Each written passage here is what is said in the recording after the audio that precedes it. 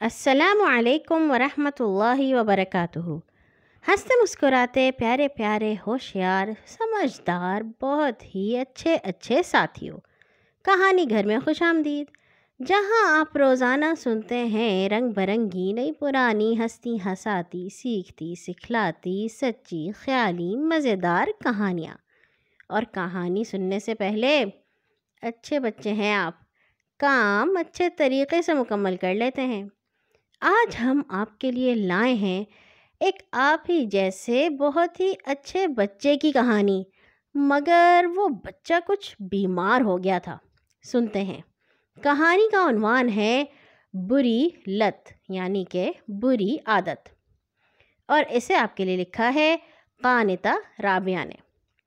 صبح بستر سے اٹھنے سے پہلے ہی رافع کی طبیعت سست تھی۔ ناشتہ بھی بددلی سے کیا اور اسکول جانے سے پہلے 10 دفعہ دل چاہا کہ کاش آج اسکول نہ جانا پڑے۔ جب اس خواہش کے اظہار گھر والوں کے سامنے کیا تو سب حیرانی سے اس کے منہ کی طرف دیکھنے لگے۔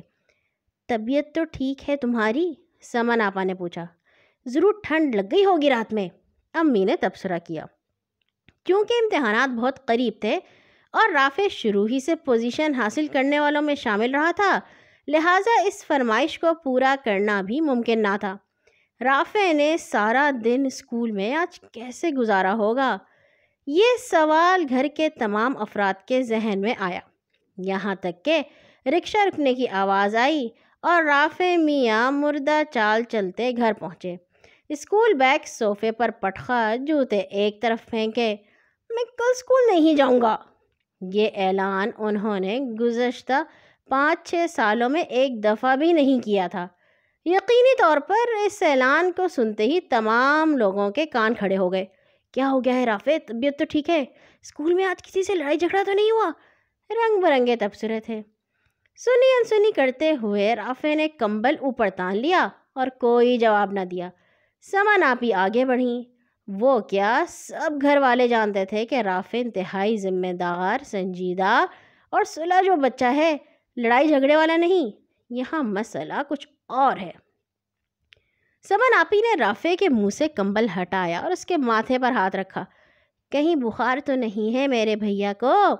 رافع چپ لیٹا رہا۔ پیٹ میں یا سر میں تو درد نہیں ہے بیٹے؟ امی نے پاس بیٹھتے ہوئے پوچھا۔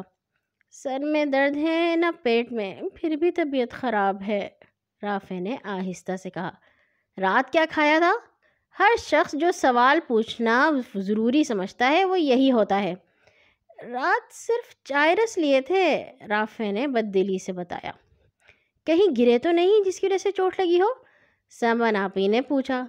نہیں، میں تو کئی روز سے کہیں کھیلنے ہی نہیں گیا، رافع نے جواب دیا۔ پھر لازمی بات ہے تمہیں نظر لگ گئی ہے، امی نے فکر مندی سے کہا اور اس کی طرف منہ کر کے آیات پڑھ کر پھونک ماری۔ قرآنی آیات کے دم سے اتنا فائدہ ہوا کہ وہ کمبل پرے پھینک کر بستر سے نیچے اتر آیا۔ امی نے کچھ تسلی سے کچھ فاتحانہ انداز سے سب کی طرف دیکھا، جیسے کہہ رہی ہوں، دیکھا میرے دم کا کمال۔ کھانا کھانے کے بعد رافع نے اسکول بیگ نکالا۔ 20-25 منٹ میں سر حفیظ ٹیوشن کے لیے آنے والے تھے۔ اس نے ابھی تک ہوم ورک بھی نہیں کیا تھا۔ جو ہی اسکول بیگ کھولا، کاپی پر قلم سے لکھنا شروع کیا، پھر وہی مسئلہ۔ ڈھیٹ بن کر 2-4 منٹ تک تو اس نے کام کیا، مگر پھر وہی تکلیف۔ امی امی ادھر آئیں۔ کیا ہوا رافع؟ سمن آپی نے پوچھا۔ میں ہوم ورک کرتا ہوں یا کچھ پڑھنے لگتا ہوں تو میری گردن کے پچھلے حصے میں درد شروع ہو جاتا ہے، امی نے پریشانی سے اس کی گردن پر ہاتھ رکھتے پوچھا۔ یہاں رافع درد سے کراہتا رہا۔ آئے آئے، یہاں تک کہ امی کی انگلیاں دائیں بازو کے اوپر گدی تک جا پہنچی۔ ہاں یہیں امی، یہیں۔ وہ درد کی جگہ امی کی انگلیوں سے دبنے پر چیخا۔ امی نے زیتون کی مالش کی مگر کوئی فرق نہ پڑا۔ امی نے درد دور کرنے والی دوا دی، گرم دودھ انڈا ابال کر دیا، کمبل اڑا کر لٹا دیا۔ سر حفیظ ٹیوشن پڑھانے کے لیے آئے اور واپس چلے گئے۔ جاتے وقت انہوں نے حیرانی سے سوچا، پہلے تو کبھی رافع نے ایسا بہانہ نہیں کیا۔ صبح رافع اٹھا، نماز ادا کی، ہوم ورک مکمل کرنے بیٹھا۔ کمرے میں ہیٹر جل رہا تھا اور کمرہ قدرے گرم تھا۔ اللہ کا شکر ہے اب درد اتنا زیادہ نہیں ہے، امی بھی فجر کی نماز اور تلاوت کے بعد گرم دودھ لے کر اس کے پاس آ گئیں اور کہنے لگیں، اسکول جاتے مفلر لپیٹ لینا، گردن گر گرد ٹھنڈ بھی بے دھیانی میں اپنا اثر دکھا جاتی ہے۔ اس کا ہوم ورک بہت ہی مشکل سے پورا ہوا۔ ہاتھ کے انگوٹھے میں بھی درد ہو رہا ہے، امی پتہ نہیں کیا ہو گیا ہے۔ اسکول رکشہ آنے پر بیگ اٹھاتے اٹھاتے رافع نے امی کو بتایا۔ اللہ کرم کرے، 1-2 دن سے نئی تکلیف بتاتا ہے، اسکول سے واپسی پر ڈاکٹر عارفہ کے پاس لے جاؤں گی انشاءاللہ، امی نے رخصت کرتے ہوئے کہا۔ اسکول سے واپسی پر آج وہی پرانا سین دہرایا گیا۔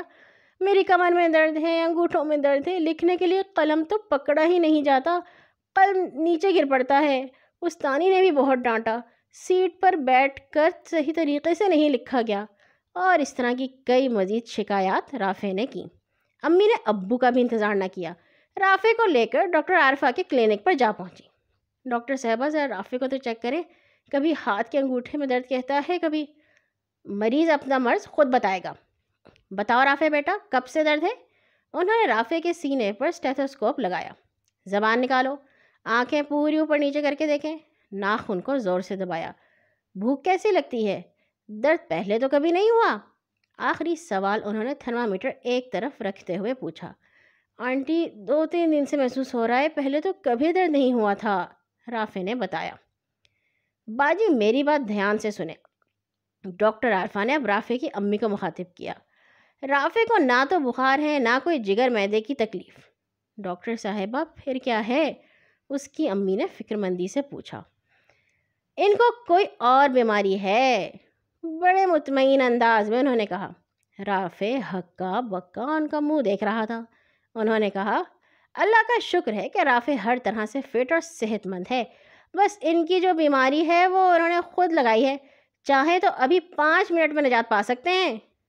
وہ کیسے؟ امی بے یقینی سے بولی۔ وہ ایسے کہ رافع میاں کے ہاتھ اور خاص طور پر ہاتھوں کے انگوٹھے مسلسل موبائل فون پر گیم کھیلنے اور میسیجنگ کرنے سے درد کر رہے ہیں، اور چونکہ اسکرین اونچی ہوتی ہے لہٰذا ایک ہی طرف دیکھتے رہنے سے اعصابی تکلیف بھی ہو گئی ہے۔ مجھے اس لیے علم ہے کہ سعد میرا بیٹا اس کا ہم جماعت اور دوست ہے، جب اس کے پاس جاؤ وہ طرح طرح کے میسیج سناتا ہے، خوش ہو کر کہتا ہے، می رافع نے کیا ہی اچھا میسیج بھیجا ہے۔ اب آپ خود سوچیں، بچے کی کچی ناپختہ ہڈیاں جب مسلسل کئی گھنٹے حرکت میں رہیں تو یہ تو ہوگا ہی۔ قلم پکڑنے کے لیے تو ماہر نفسیات کہتے ہیں کہ 6-7 سال کی عمر بہتر ہے، تو یہ موبائل فون، یہ انگوٹھے اعصاب ہی نہیں، اس کی خطرناک شعاعیں کانوں اور دماغ کے لیے بھی بہت نقصان دہ ہیں۔ اور پھر اس کے بعد ایسی چیز کو جب ہر وقت ہاتھ میں رکھا جائے تو پھر 10 سال کی عمر میں لاٹھی پکڑ کر چلنے کی نوبت آ سکتی ہے۔ توبہ توبہ، خوف سے رافع نے جھرجھری لی۔ وہ آنکھوں پر موٹا چشمہ اور ہاتھ میں لاٹھی کا تصور کر کے پریشان ہو گیا۔ اس کے چہرے پر پریشانی دیکھ کر ڈاکٹر صاحبہ نے کہا، یہ اشیاء صرف ضرورت کے لیے استعمال کرو تاکہ ذہن استعمال ہو، اگر بلا ناغہ کئی گھنٹے استعمال کرو گے، کبھی گیم کھیلنے کے لیے، کبھی میسیجنگ کے لیے، تو یاد رکھو اپنی دیکھنے سننے پکڑنے کی صلاحیتیں ابھی سے گنوا بیٹھو گے۔ منظور ہے؟ رافع نے جلدی سے انکار میں سر ہلا دیا۔ خوش ہو کر ڈاکٹر صاحبہ نے اس کی کمر پر تھپکی دی۔ شاباش میرا جوان، کمپیوٹر اور اس قسم کی ہر سائنسی ایجاد کے لیے یہی فارمولہ یاد رکھنا تاکہ لوگ تمہاری مثال دیں اور اپنے بچوں کو سمجھائیں۔ یہ ہے وہ بچہ جس پر موبائل اور نیٹ کا جادو بھی اثر نہ کر سکا۔ اور یہاں ہوئی ہماری کہانی ختم۔ مجھے یقین ہے آپ تو بہت ہی اچھے بچے ہیں، یہ ساری باتیں جانتے ہوں گے، بس رافع کو نہیں پتا تھا۔ کل آئیں گے ایک اور نئی کہانی کے ساتھ انشاءاللہ۔ ہر نماز کے بعد اپنے لیے اور تمام مسلمانوں کے لیے دعا کرنا مت بھولا کیجیے۔ اللہ حافظ۔